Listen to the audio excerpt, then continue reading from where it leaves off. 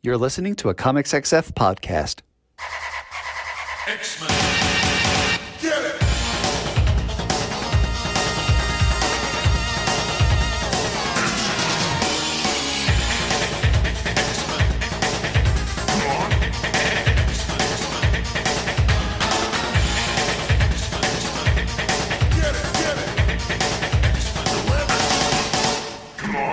Hey everyone, and welcome to another exciting episode of Battle of the Atom. This is your weekly X-Men podcast where we rank every story from A to Z.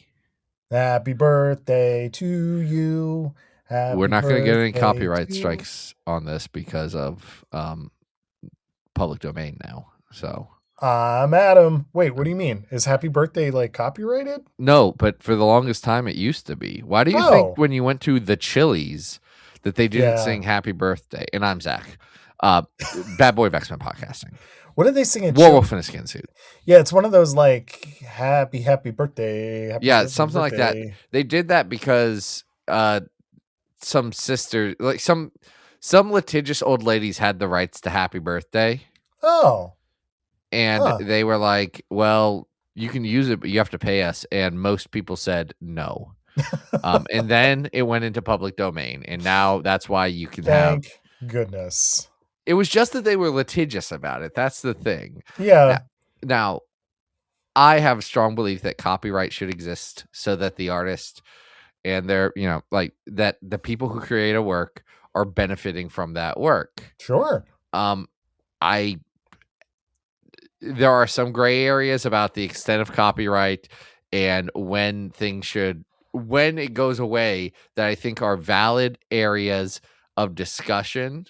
Mm-hmm. And I could probably be swayed on a lot of different arguments there, none of which matter because happy birthday is public domain at this point, much like The Great Gatsby.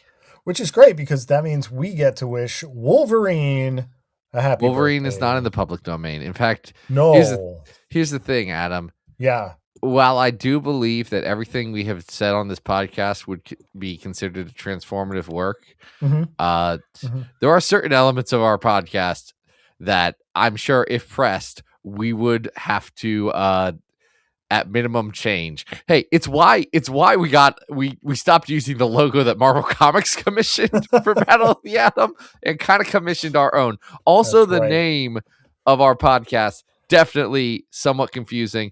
And here's the thing, don't tell the Konami Corporation, but I did not license that music in the start.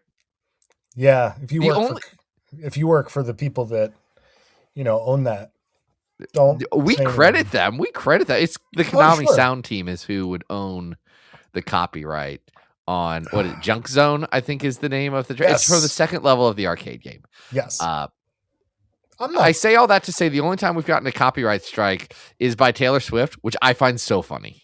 Oh yeah. Yeah, Taylor Swift's lawyers are no joke. No joke. They emailed Apple and said, these people played 5 seconds of Bad Blood, so we need to not have that happen anymore. And I said, I'm not.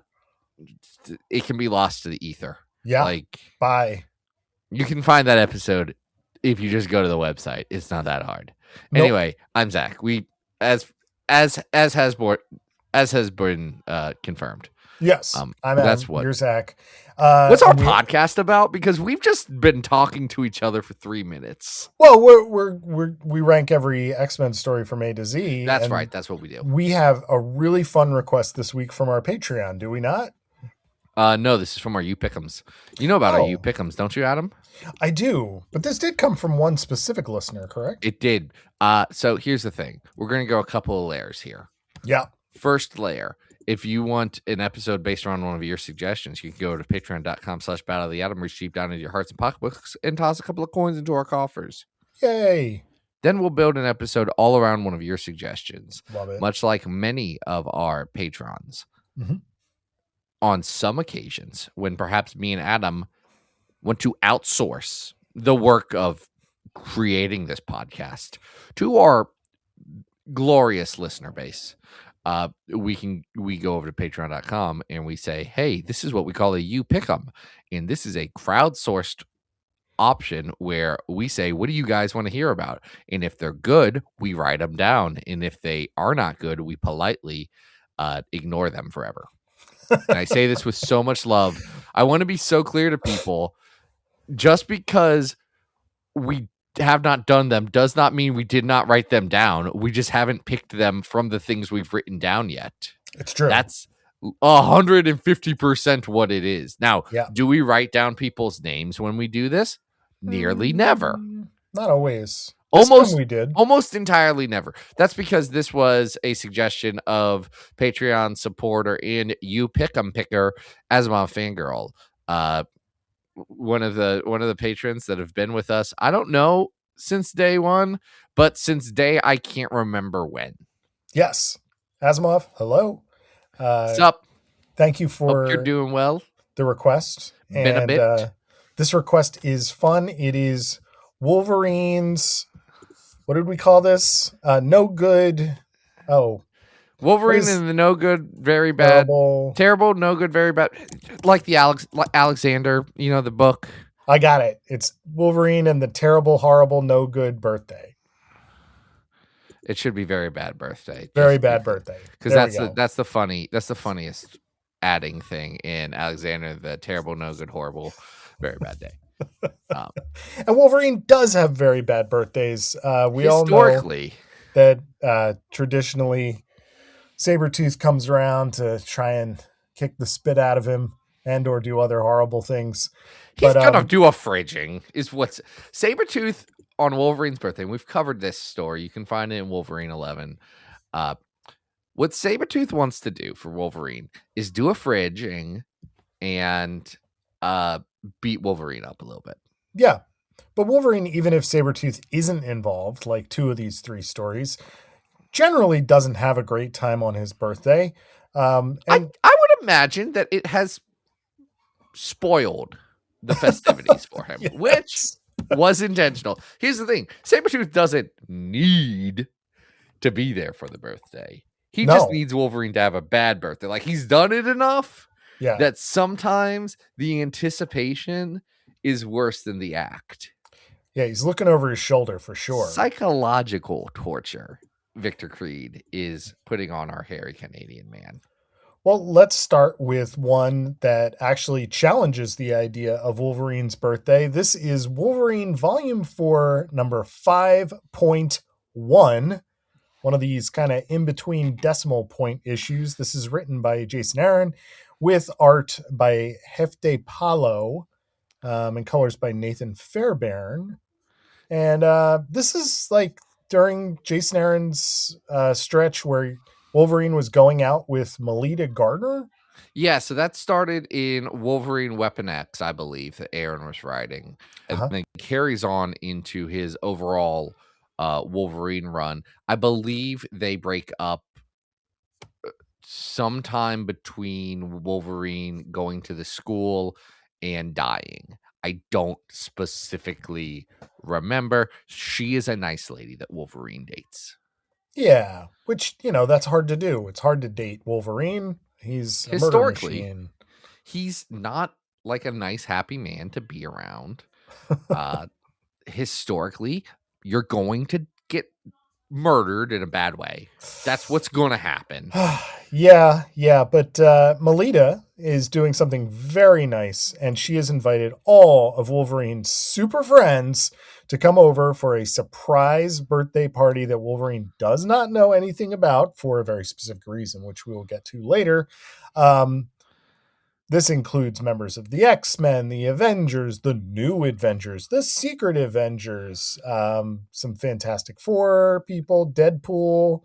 It's quite the crowd here. To be clear, literally everyone who knows Wolverine is spending the entire pre-surprise portion of this party talking about how this is a bad idea, but she is such a nice lady that we cannot tell her that, like, well, how good Wolverine can smell. He's gonna smell Danny Rand over there. He's a stinky boy. Mm-hmm. You're gonna know. Yeah. And also Wolverine doesn't want this. This is not his vibe. No. Historically, Jubilee's there. She knows he doesn't like birthdays. Everyone's confused about how Deadpool even got invited. He just showed up. He's making a mess. This is in 2011, which is getting near the peak ubiquitous Wolverine, where he's everywhere all the time. Yeah, he's an Avenger and an X-Man at this point, right? I believe he is. Is he on both Avengers teams at this point? Oh my God. I'm trying to remember if he's on the new Avengers and the regular Avengers at this point. Ridiculous. I don't think so, but I'm not 100% sure. Anyway, it's a time. Now, unfortunately for Wolverine, he is not getting to his birthday party. Oh no, he is the way he wants, because he finds a truck driver that has gone missing, and he's bored. So he's like, I'll do a mystery right now. Yeah.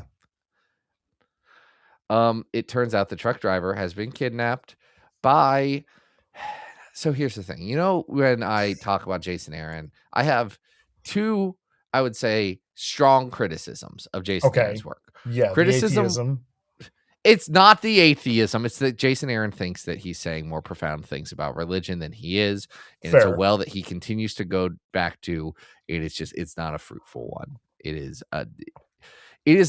like, Jason, we're all, if you want to get into a religious conversation with me, Jason Aaron, I would love to, but I'm like at a 7, and most people that I talk to about this are at like 9s, and you're operating at like a 3. So like, it's the disconnect of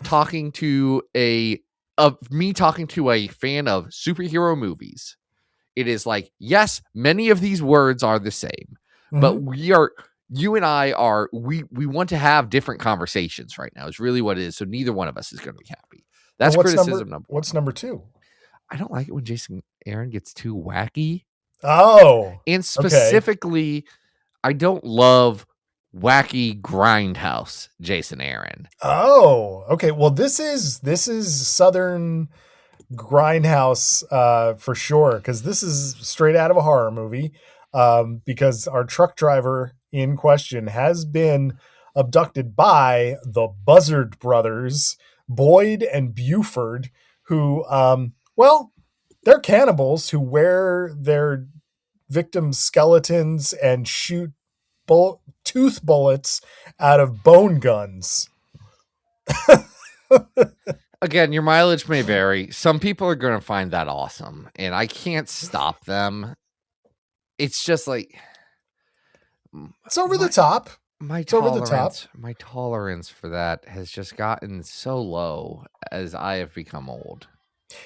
What's weird about it is that this issue is mainly played for laughs, right? Like all of the stuff. It's a goof 'em up, is what it is. Yeah. It's if you want it to be a horror, like, evil cannibal, they're just like weird, goofy guys, and look, it's gross. And gross is why I don't like slasher movies. You know? Oh, see, I don't have any issue with these characters. It's just I find them abhorrent on a aesthetic level. Oh, well, they are supposed to be, but I agree, but I don't want to read that. What's weird about it is the tonal shift, because like there's a version of these two characters that's Texas Chainsaw Massacre, but the way that it's written, because we're getting so much jokey stuff at the birthday party, and then we're getting this other stuff at the cannibal house, it's like kind of that part's jokey too. Yeah, and it's goofs and laughs. They're not scary because of that. You know, Wolverine's going to take them out. So it just ends up being a weird. Yeah. It's a weird vibe of look. It's funny because they're disgusting, evil hillbilly cannibals, and I'm like, you gotta give me another layer of jokes on that. You have to actually do a joke. Is the thing is you have to actually write a joke, not write a mildly potentially humorous concept. See, I feel like this is in keeping with the rest of Jason Aaron's Wolverine work. It did not really bother me in any way, shape, or form. See, okay, hold on. No, maybe what bothered me more was that the Buzzard brothers are hired by the Hand at the end of the issue. That's seemed dumb and super in line with Jason Aaron's Wolverine work. Yeah. Have you read his entire run? No. Wolverine. So okay, 1 through 5 of this, which is actually after like a 12 to 14. I forget exactly how many issue series of Wolverine Weapon X, because that was happening concurrent with Dark Wolverine. So they had to have the Wolverine book be Dark Wolverine, but then also I think it was happening concurrent with the end of Wolverine Origins. So you had that book going on still, and then you had Dark Wolverine going on, and then you had the main Wolverine book, which was Wolverine Weapon X. Jason Aaron wrote that one. He then picked up Wolverine starting with Volume 4. The first 5 issues are Wolverine Goes to Hell, the story where Wolverine goes to hell. Remember that. And then 6 through 10 is the rest of that story, like moving into the red right hand stuff and all of that. Remember the right hand stuff, which seems very in keeping with the Buzzard Brothers, to the point where I was like, did the Buzzard Brothers have anything to do with that? No, they didn't. In keeping, but I do feel like tonally, like Wolverine Goes to Hell is not a goofy story. No. In these 0.1 issues, which by the way, don't do a 0.1 at number 5. These 0.1 issues were designed to be jumping on points. Like that's what they were for. They was like, here's a standalone that you can put in. One, bad idea to say by issue 5 you need a new jumping on point. That's pretty emblematic of everything wrong with I think there's Marvel. only like 2 or 3 others of this 5.1. No, it wouldn't, because it wouldn't be 5. I guess, it wouldn't always be 5. It would be, it would have been like cover date April 2021 or 2011, which because there was an Amazing Spider-Man 640 or 654.1. Okay, hold on. That tells me maybe that should be a time for a good jumping on. Sure. Number 5, that's rough. But I don't think this works as a good jumping on point because tonally, it's pretty out of line with Jason Aaron's Wolverine stories 1 through 5 and 6 through whatever. Like eventually he does do goofier stuff, but not right here, which is weird. That's true. It is more of a jokey pause between arcs than anything else. And, taken on its own merit, I didn't have a problem with it. I mean, Wolverine does make his way back to the party. He does confirm he doesn't understand why there's a party because it's not his actual birthday. But Melita claims that her research has suggested that it actually is. So Wolverine's been celebrating the wrong birthday for his entire life, apparently. Well, to be fair, no, that 100% makes sense. One, the man doesn't have his memories. No. Or didn't have his memories for the longest time. 2, he was a small Victorian child. Like, who's to say what his birthday really was? Who knows?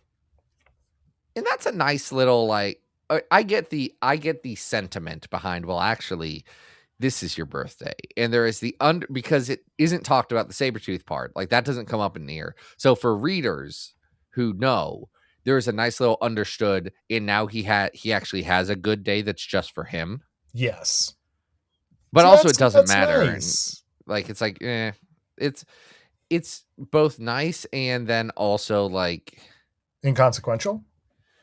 Not just inconsequential, but I have the whole thing about, well, here's your actual real secret family origin thing. And this is so adjacent to that it has the stink of it against anything that the actual story has done. And then I'm like, fine, whatever. It's perfectly fine. I do think one thing that is missing that this comic does well is having Melita, who is not a superhero, be a supporting character in this. That is something that has been deeply lost. And even when you think that it's coming back, I would point to like Gail Simone's Uncanny X-Men. Well, it turns out the secret human supporting characters are actually mutants anyway. So like, it's a thing that is lost. Not all of them. Like Nightcrawler's girlfriend is not a mutant. Oh, is she? Isn't she? Is her kid a mutant? No. Well, give it time. Give it time. Yeah. But like, guess we'll find out. But I didn't hate this. Want to try and rank it on our big old list? That's the thing, Adam. And this is the curse that we have every birthday, is that we have to rank every X-Men story from A to Z. We've ranked 1,125 unique X-Men stories. Wow. That's too many. They keep making them though. Someone on the Patreon asked if we were going to ever have a comic break the top 100 again, and I said probably. And they said, they keep making comics, so maybe there'll be a good one that comes out soon. And I just had to reply, well, historically, they we'll see. We'll see. Ball's in their court. Ball has always been in their court. They are paying us to do it. We don't make the comics. They make the comics. They're the ones who are doing it, not me. The best comic is actually a fairly recent one on the grand scheme of things. It's the House of X Powers of 10, which proves that they have, you know what? Here's what I'll say. They have literally all of the tools that they had to make that comic at their disposal. Literally every last one of them is available if they wanted to just make good comics again. Number 275 on the list is Magic Volume 2. That is about Day Tripper. Number 550 on this list is X-Force 49 to 50. That's Cable versus X-Force. Number 825, that's Exiles 8 through 10. I think that involves a Coliseum planet. I don't remember. 1100 is the X-Men 100th anniversary special, a comic that I really disliked, and for the life of me, I can't remember why. It's okay. I don't need to read it again, so it's fine. But the worst comic of all time for X-Men related, at least, is 2099 Word of Tomorrow at 1125. Where do we have Wolverine Goes to Hell? The comic where Wolverine goes to hell. Wolverine Goes to Hell is all the way down at 917, which means we didn't like it very much. I didn't like Wolverine Goes to Hell very much. I constantly think about Wolverine Goes to Hell, though. I thought this was better than that. It's probably better than Wolverine Goes to Hell. Yeah. At 500, we have Ghost Rider Wolverine Weapons of Vengeance. This is not better than that. No, I wouldn't say it is. I just had to pick a number. Sure. Spider-Man versus Wolverine is at 601. No, that comic's better. That's better. Spider-Man kills a dude in that one. Well, lady. Sure does.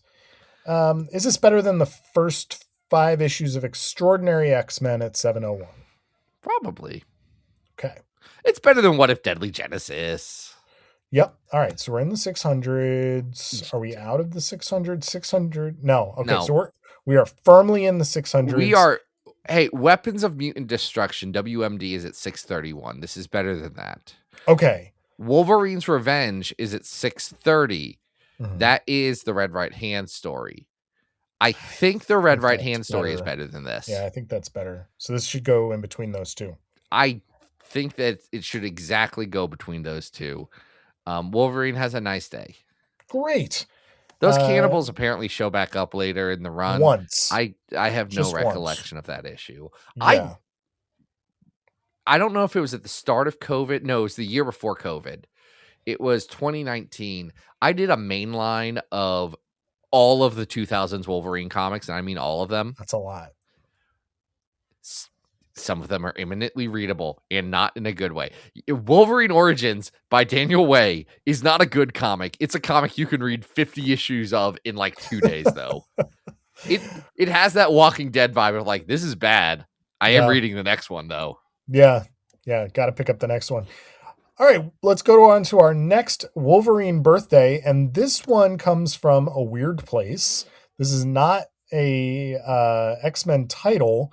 This is Amazing Spider-Man Extra. Extra, read all about it. Marvel hasn't had a Spider-Man writer who hasn't also worked on Spider-Man since 2009. Seriously, literally, I keep thinking about this because I think this is the wildest freaking thing in the world. Yep. Since Brand New Day, since J. Michael Straczynski got rid of the marriage. Yes. Joe Quesada got rid of the marriage, however you want to say it. Since that moment, they've had the same writers on Spider-Man. Pretty much. With the exception of Nick Spencer. With the exception of Nick Spencer, and that was actually worse. They've just had the same writers on Spider-Man. Yes, there were a couple of people that started the Zeb Wells era when they were doing, Spider-Man Beyond or something like that with Cody Ziegler and Kelly Thompson. But I digress because that was Zeb's ship to run, and he kept running it. But like Joe Kelly, currently on Amazing Spider-Man, was one of the Spider-Man Brain Trust writers. Dan Slott obviously was part of that and kept that going forever. Zeb Wells, same deal. Yeah. So it's wild. Why don't they get people to write Spider-Man who haven't written Spider-Man in the last 20 years? Oh, you mean Marvel should take risks and change and develop new talent? I don't know. I don't even think they need to develop new talent. They just need to grab the new talent from somewhere else. They need to utilize the new. Sure. I'm sorry, Joe Kelly's writing Spider-Man? If this was 1998, maybe that's an interesting proposition. Well, this is coming from, like you said, 2009. There's 2 stories in here. The first one is of interest to us for only because Dan Slott is writing it, but it is penciled by Chris Picciolo, and it is about the Anti-Venom and Negative Man, who I occasionally... Oh, excuse me, Mr. Negative, who I occasionally encounter in Marvel Snap. But the story that we are going to focus on is called Birthday Boy. It is written by, like you said, Zeb Wells, with some really terrific art by Paulo Rivera. Paulo Rivera doesn't miss. In fact, Paulo Rivera did the cover to that Wolverine 5.1. Oh, yeah. Great cover. We used it as the art for the episode this week. Paulo Rivera. I like Paulo Rivera. Paulo Rivera. More things for Paulo Rivera. That I don't know what Paulo Rivera is doing these days, honestly. It's shocking that Daredevil run, the Wade Daredevil run, starts with Paulo Rivera, and you think that how is it going to get better? And then they're like, "Hey, what about Chris Samnee? Can we throw some Chris Samnee in here?" And it's like, yes, these are 2 great tastes that taste great together. Yeah. What is Paulo Rivera doing these days? I have no idea. Not sure. One must imagine Paulo Rivera happy. Let's head over to Paulo's Instagram and let's see what's Paulo Rivera doing. Drawn beautiful stuff. Some really great Spidey stuff, Daredevil stuff. He's a talented guy. Paulo Rivera is so good. Yeah, I don't know what Paulo Rivera is doing. Hopefully making money. Anyway, Paulo Rivera looks great in this issue, but this issue is a backup story written by Zeb Wells, who we like. Yeah. It is Wolverine's birthday, and he has asked Spidey to come along with him to a bar. This is deep in the new X-Men era, or new Avengers era, by the way. So Spider-Man and Wolverine are friends right now. Yeah, and they've always had a rapport, but have they had a rapport, or have they been the 2 most popular Marvel characters? No, I think they historically talk to each other, right? I mean, that's not.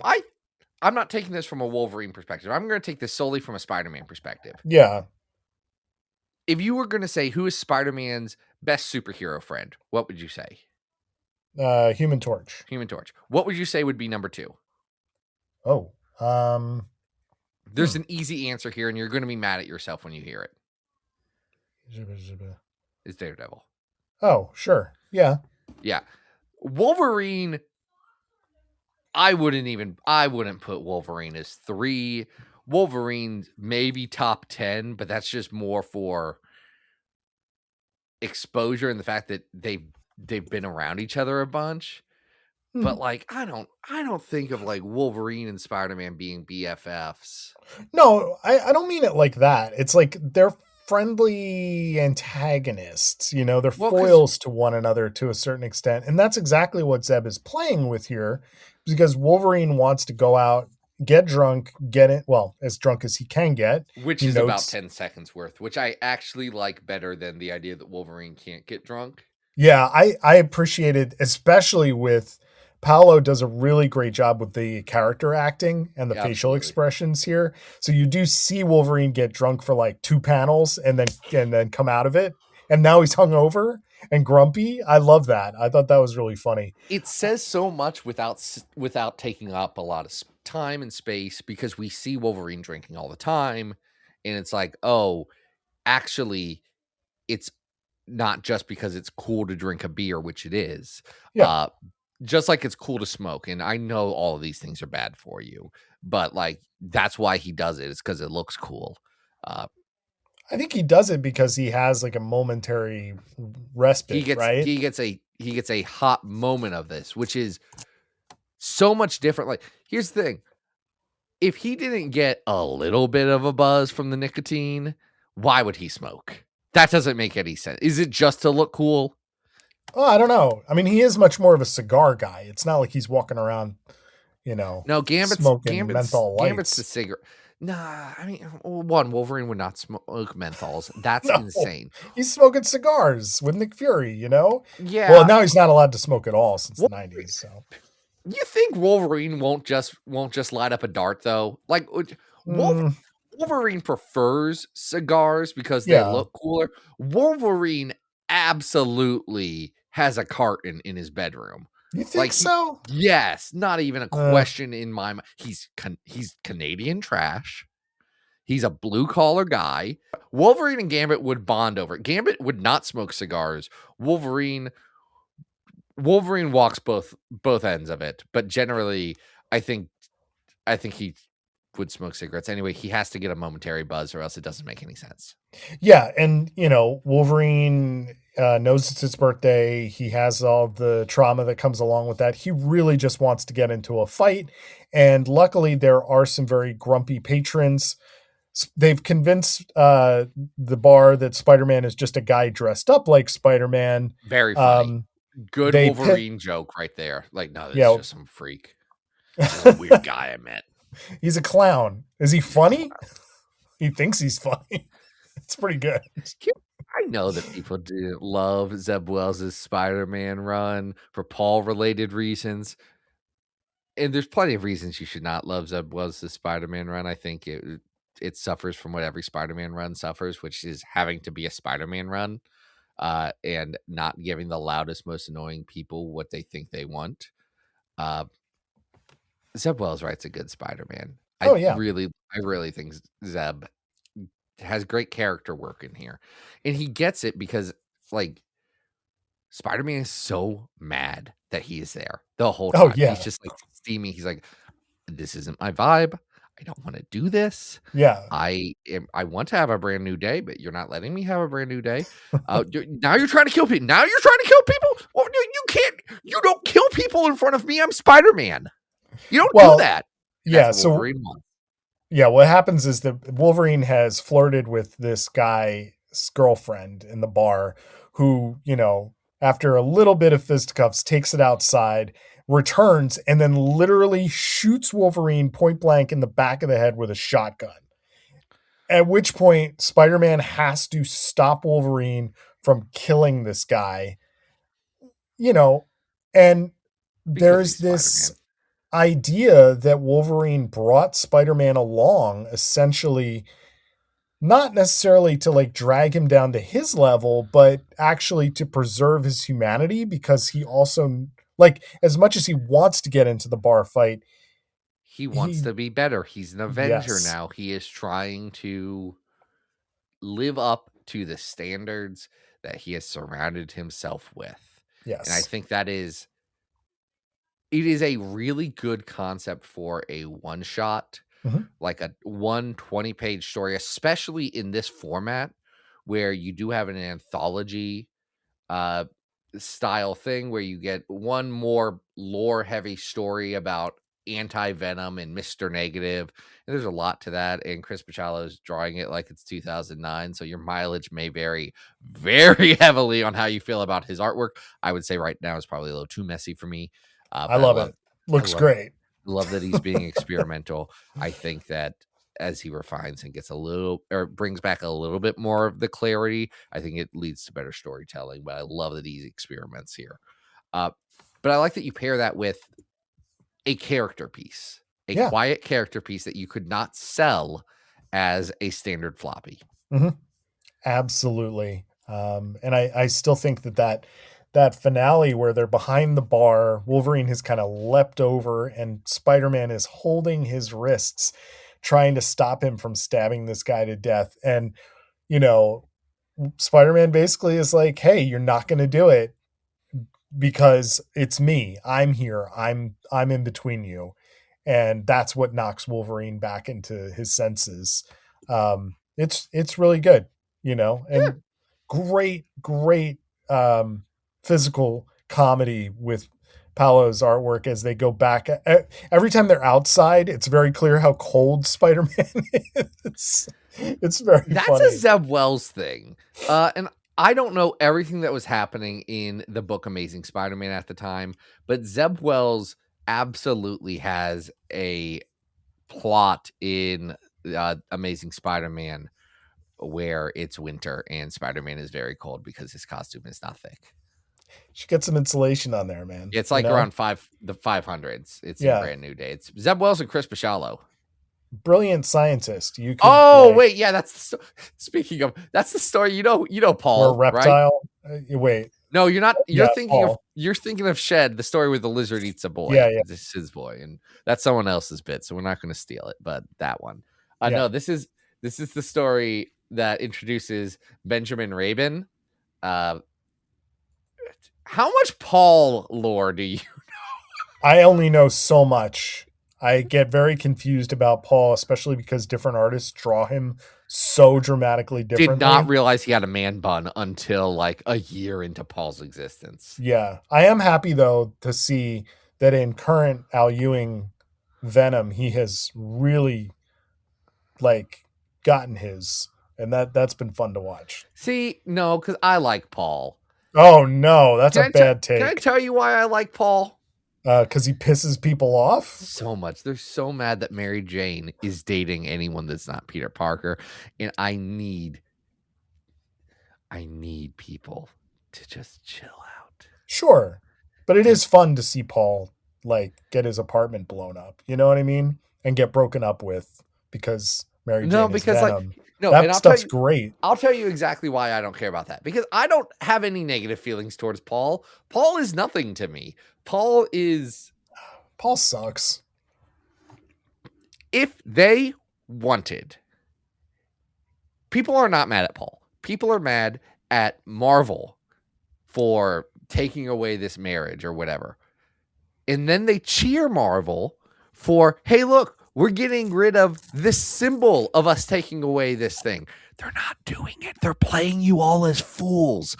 You absolute loons. Do you not see what is happening? They are pacifying you with the opiate of the masses, which is Paul. He is the sacrificial lamb for all of their sins. And I don't care about these sins, to be completely honest. But that's all Paul is. So I don't feel anything if Paul was never in a comic again, I would not notice.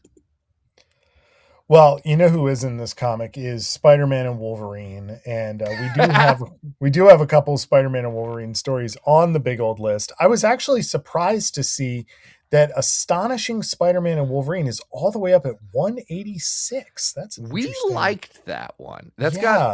Is it Adam or Andy Kubert who does the art on that? I believe it's Adam.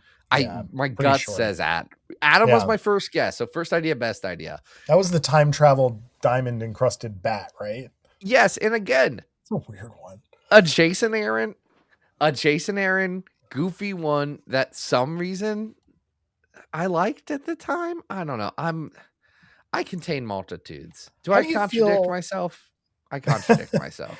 I'm going to give you a couple here real quick. So I don't think this is as good as the first two issues of Spider-Man and the X-Men, which is the Sauron, I want to turn everybody into dinosaurs. Yeah, the dinosaurs thing. Yeah. That line elevates so much. I also don't think this is as good as Todd McFarlane Perceptions. Oh, I saw pages of that on an auction. They're expensive. Oh, yeah, I bet. They're Todd McFarlane. The Todd.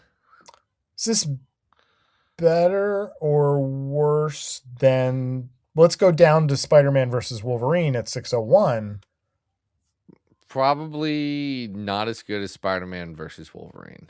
Okay. I don't think we're that far from that, though, honestly. This is a pretty solid story. This is better than Punisher War Journal 6 and 7, though. And that is at 608. Yeah. Okay. You just highlighted Extinction Agenda, and you're like, I don't want to talk about it. I don't want to have to make that No, decision. I think Extinction Agenda edges this out. Especially given we're an X-Men podcast. I think that ROM 17 and 18 is better than this.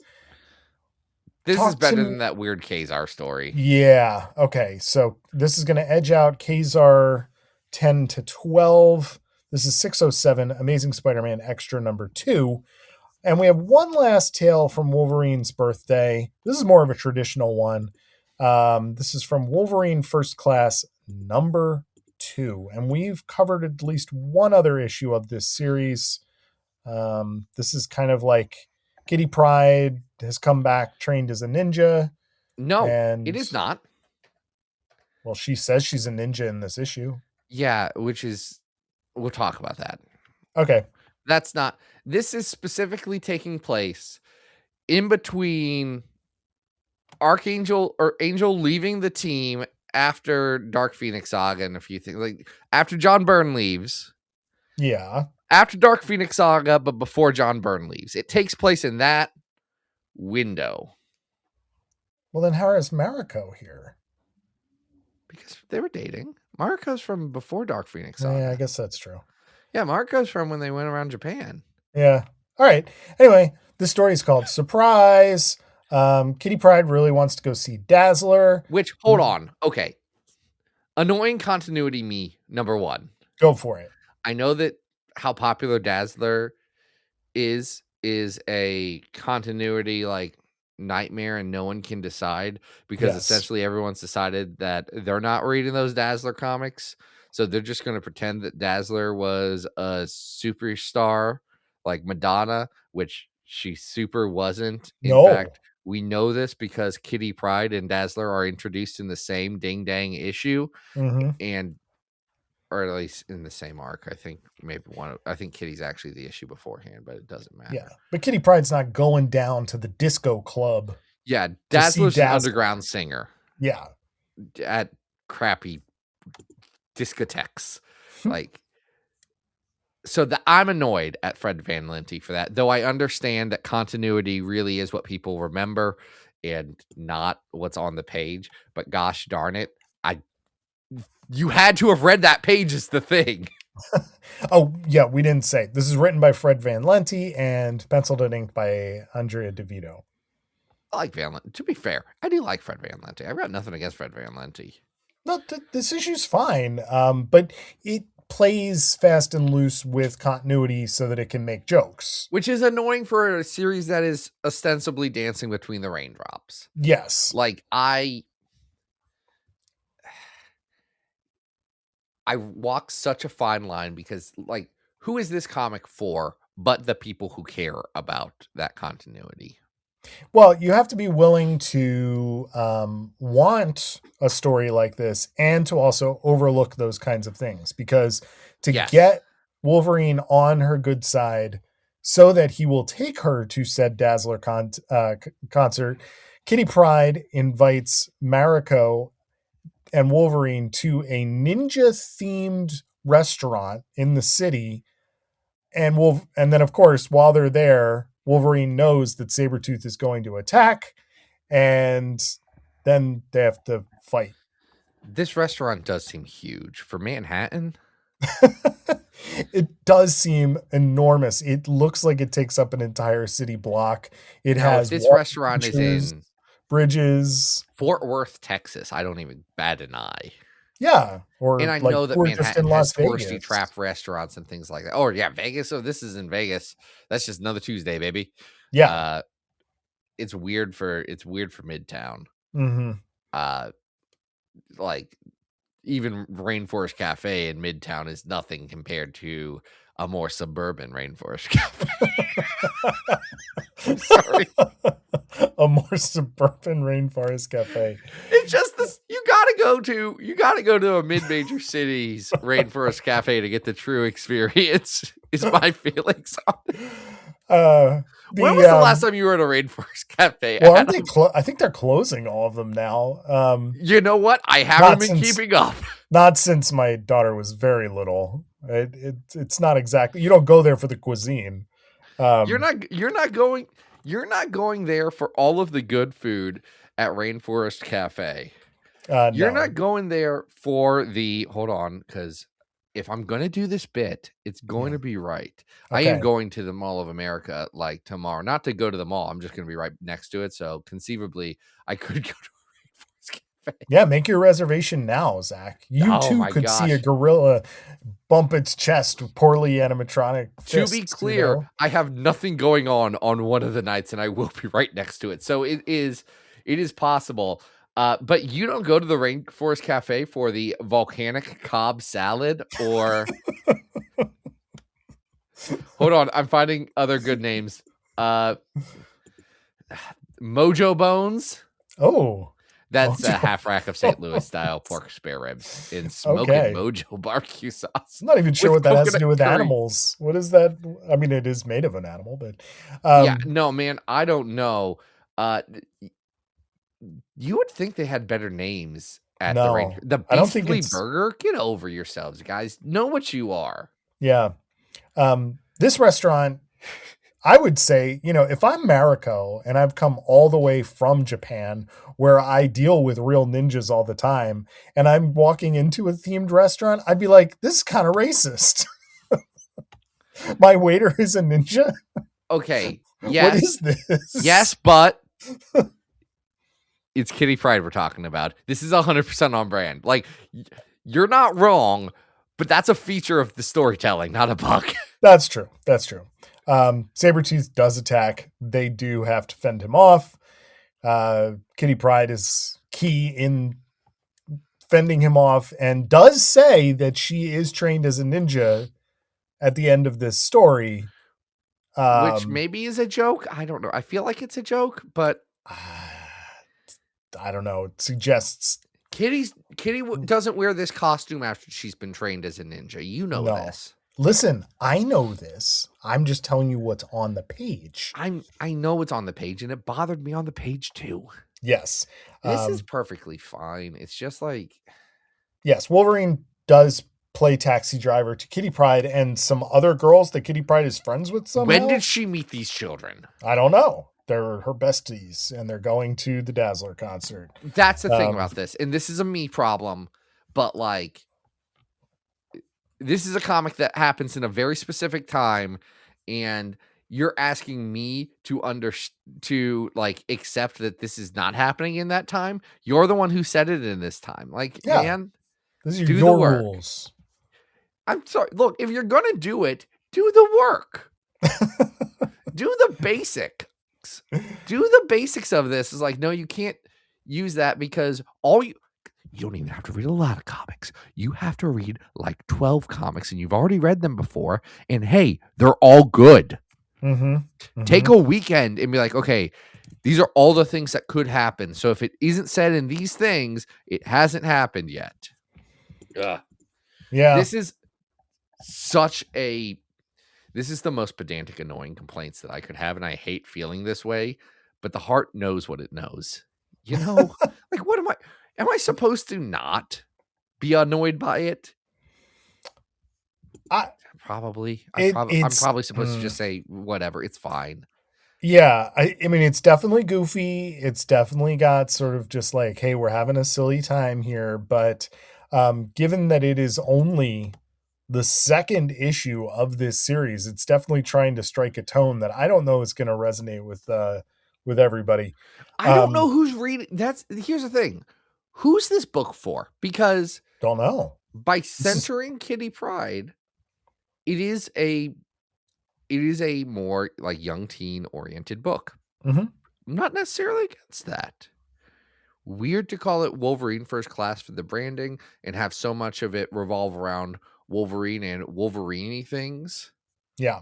But center Kitty on it, like, it just you're doing that, and it's takes place in the past thing, but also supposed to be like a fresh start for anyone, like a no continuity entry point. Like, there's so many contradicting things happening in this comic, like, of what it wants to be, that I think it struggles with finding a identity / market fit. But I don't care about market fit because that's not my job. Well, and the only other issue that we've ranked on here is the one where Wolverine and Kitty go to Canada. That's number 5, and investigate like the evils that are going on in Department H, which ultimately is a much darker, interesting story than what we got here. That is currently ranked at 574. I definitely don't think this is as high as that. Is this as high as at 636 X-Men First Class Volume 2, number 1, The Job Shadow, where Jean Grey meets Sue Storm? No, I would argue that's a much stronger issue. Okay, it didn't take much argument. I was just more asking the question. What about the Leprechaun murder mystery from Uncanny X-Men First Class? The Curse of the Kraelish. Not sure if I'm saying that right. I don't. I'm not going to say it doesn't matter because there's a long history of the Irish language being belittled that I do not want to contribute to. But who knows? I think we're in the right realm here. We are. Like down at 1053 is Daughters, the Uncanny First Class number 4, Jean and Daughters of the Dragon. Like this is the same kind of like, whatever. Yeah, it's better than the Daughters of the Dragon one though. Yes, I think it is. It's probably not as good as the Curse of the Kraelish one. It's not, because then like I was just looking a little bit above that. Colossus Bloodlines is in this ballpark, and this is worse than that. Yeah, this is not as good at 735 as Firestar. This is similar to Wolverine and Jubilee at 746. So I feel like we're right where we need to be, because like this is better, I would say, than the New Sun arc of Gambit's solo series at 800. Yeah, is this better than the Cyber-Eye arc of X Factor at 757? But that's got to be on you. I think the Cyber-Eye are trash garbage. I think the Cyber-Eye are bad. What about this is better than Judgment War. This is better than Judgment War at 766. I would say, if I'm looking at this, not as good as Astonishing X-Men Life of X or X-Core 1 through 5.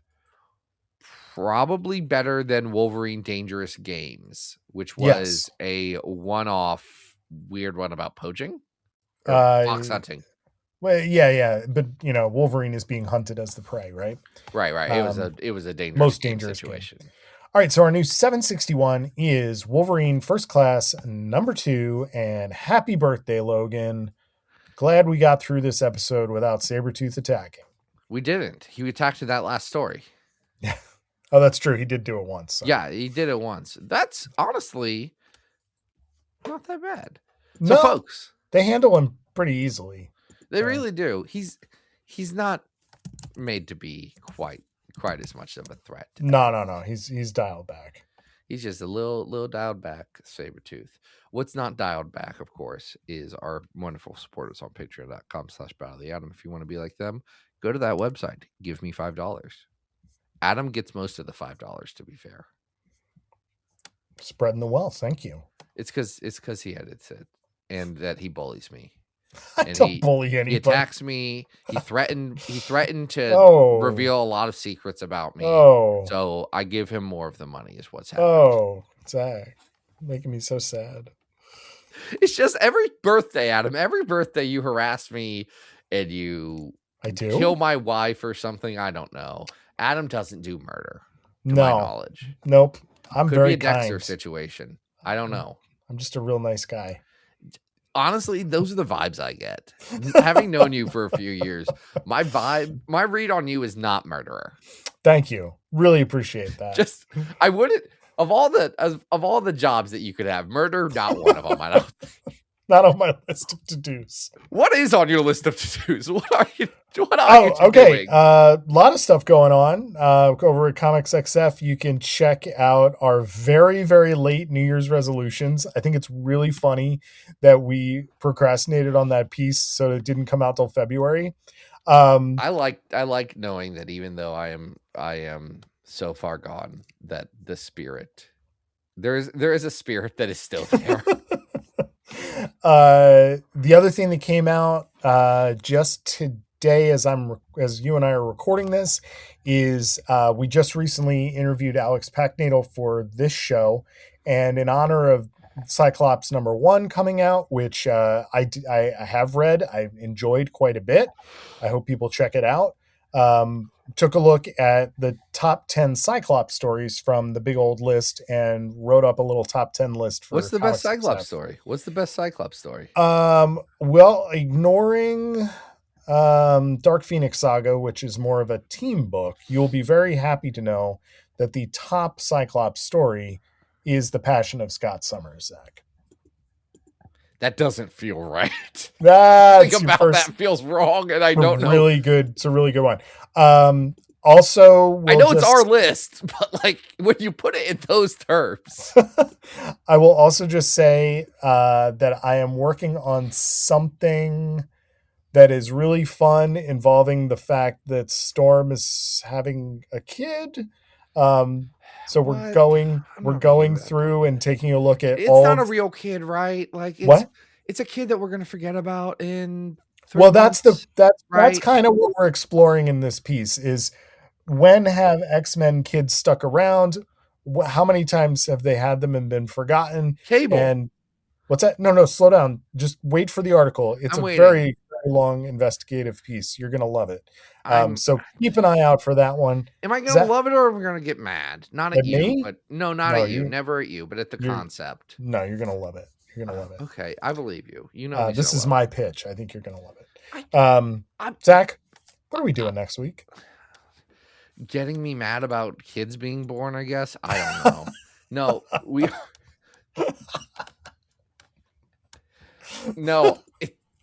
we are going to be getting me mad, but for completely unrelated reasons. Again, I don't write the X-Men comics. I'm just reacting. I understand. I'm not mad at you. Never mad at you. You just happen to remind me of things that I've tried to repress.